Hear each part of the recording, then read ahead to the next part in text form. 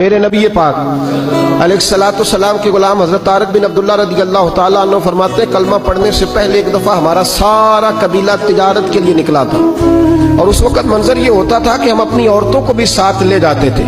6 مہینے سفر کرنا ہوتا تھا، اونٹ گھوڑے ہم بیچا کرتے تھے، عورتیں بھی ساتھ رہتی، کھاتے بھی پکاتے بھی۔ کہتے ہیں ایک سفر سے ہم واپس آ رہے تھے تو مدینے کے باہر صحرا میں ہم نے پڑاؤ کیا، اکیلے رسول پاک صلی اللہ پھر ایک دفعہ پڑھیے گا، ایک دفعہ پھر کہیے گا صلی اللہ تعالی علیہ وسلم۔ کہتے ہیں نبی پاک تنے تنہا اکیلے حضور نہ سیر کرتے کرتے کرتے کرتے ہمارے قافلے کے پاس سے گزرے، خیمے لگے تھے، پڑاؤ کیا، محبوب تشریف لے آئے۔ کہتے ہیں حضور سید عالم صلی اللہ تعالی وسلم تشریف لائے، کوئی قبیلے میں سے قافلے میں سے حضور کو جانتا نہیں تھا۔ ایک سرخ رنگ کا اونٹ تھا ہمارے سردار کا جو بکنے سے رہ گیا تھا، بڑا خوبصورت۔ کہتے ہیں نبی پاک کو پسند آ گیا۔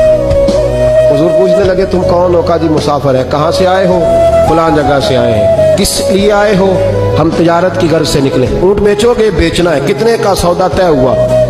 اس نے کہا اتنے لینے، حضور نے کہا اتنے دینے ہیں، بات طے ہو گئی۔ کہتے ہیں لگام حضور نے پکڑی اور فرمانے لگے وہ سامنے میرا شہر ہے جس کا نام مدینہ ہے، وہ میرا شہر ہے، میں ابھی مدینے جاتا ہوں، اپنے غلام کو بھیجتا ہوں اور تمہیں آ کے نہ قیمت دے جاتا ہے۔ محبوب گھوڑے کی لگام تھا، اونٹ کی لگام تھا میں، نکیل تھا میں، اونٹ تھا سرخ رنگ کا۔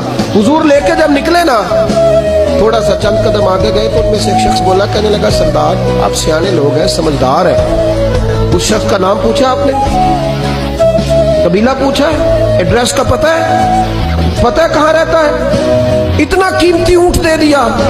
سردار بھی کہنے لگا، سارے کہنے لگے یار ان کی باتوں میں اتنی لذت تھی، ان کے گفتار و رفتار اتنی باوقار تھی، مزیدار تھی کہ ہوش ہی کوئی نہیں رہا۔